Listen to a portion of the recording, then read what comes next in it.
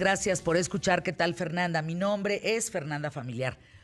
Arrancamos mi periodismo de vida con un breve recorrido histórico de las relaciones exteriores entre México y Estados Unidos. Fíjense, compartimos más de 3,000 kilómetros de frontera. Verdaderamente, lo que nos separa, digamos, son las diferencias políticas, económicas, sociales, religiosas y hasta culturales. Fíjense, posiblemente la esclavitud es uno de los antecedentes más importantes para comprender la conformación social estadounidense, que nada tiene que ver con la conquista española.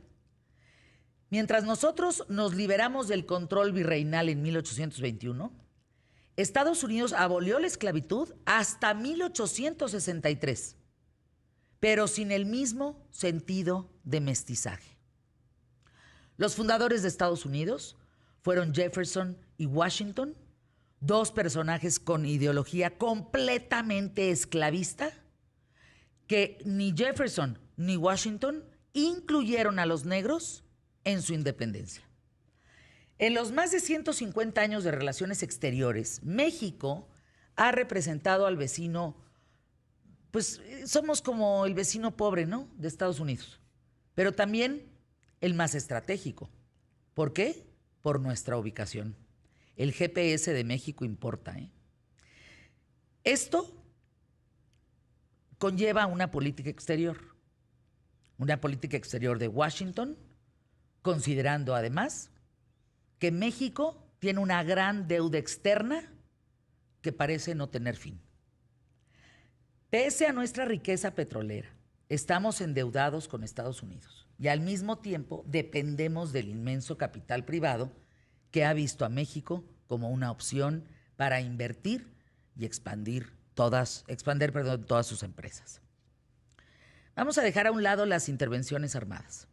Las relaciones exteriores se han mantenido tensas por dos temas en particular.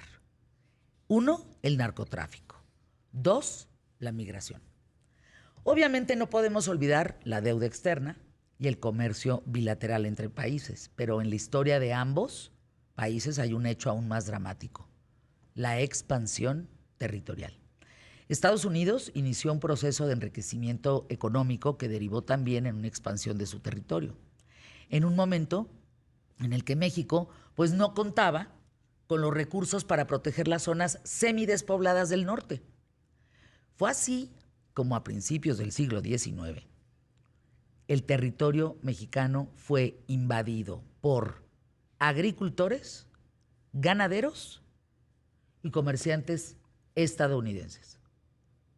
Desde 1829, el presidente Jackson insistió en la compra de lo que hoy es Texas, sin lograr que el gobierno mexicano aceptara, hasta que los residentes de esta zona proclamaron su independencia en marzo de 1836.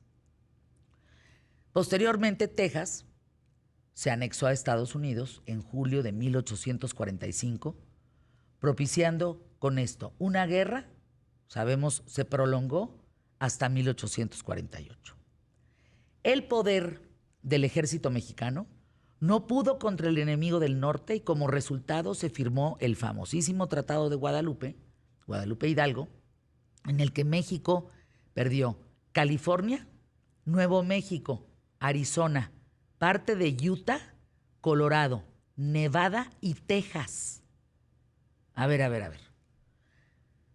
Pongan un mapa de México, Estados Unidos en su mente. Vuelvo a decir, perdimos California, Nuevo México, Arizona, te va subiendo, parte de Utah, Colorado, Nevada y Texas. Es un mundo de territorio.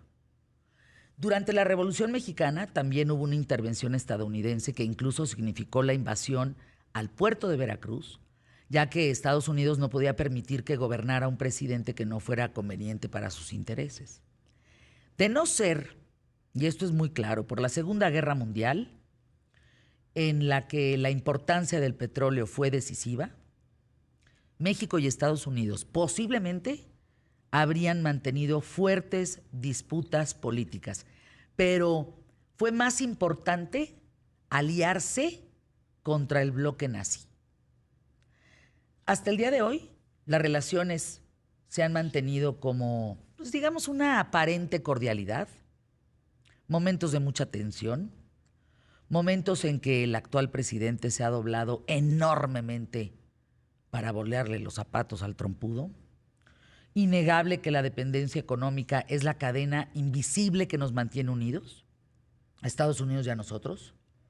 Nuestra ubicación es muy importante para ellos y para nosotros. El dinero que generan nuestros connacionales en Estados Unidos, que mandan a México para mantener a sus familias, es fundamental, fundamental. Hay dos sectores, remesas y turismo. El turismo, ya vemos cómo está.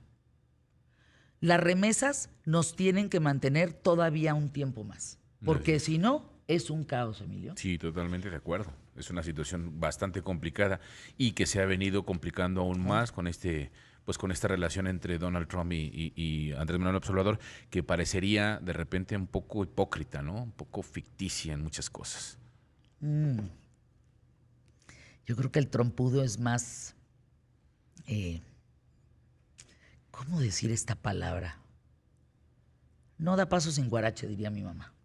Sí, de conveniencia, ¿no? No, ese le camina enfermamente la cabeza. Sí, claro. Yo creo que ese no da paso sin guarache. Sí, pero es... Qué bonita frase, ¿eh? No da paso sin guarache. Sin guarache. Sí, emblemática. Como emblemática, carajo. El trompudo no... ¿Tú crees que no lo tiene todo calculado? Pues lo tiene todo calculado, Marc. Kushner está metido en el Tren Maya, ¿eh? Eso es un tema. Sí, cómo no. Ese sí, es un Estados tema. Unidos está. Y está preocupado, sin duda alguna, por lo que está pasando en México, más allá de la situación de la gente, lo que le podría costar a Estados Unidos el que Andrés Manuel López Obrador se debilitara por la situación de los propios intereses. Esto de la Comisión de Derechos Humanos, ¿de verdad?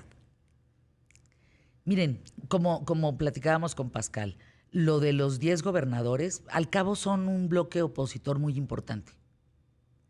No son de Morena. Esta gente que está en la CNDH es de Morena. Votaron por Andrés Manuel. Y ya están levantadas diciendo basta. El único problema es que el presidente en ese momento desacredita a cualquiera que no esté con él.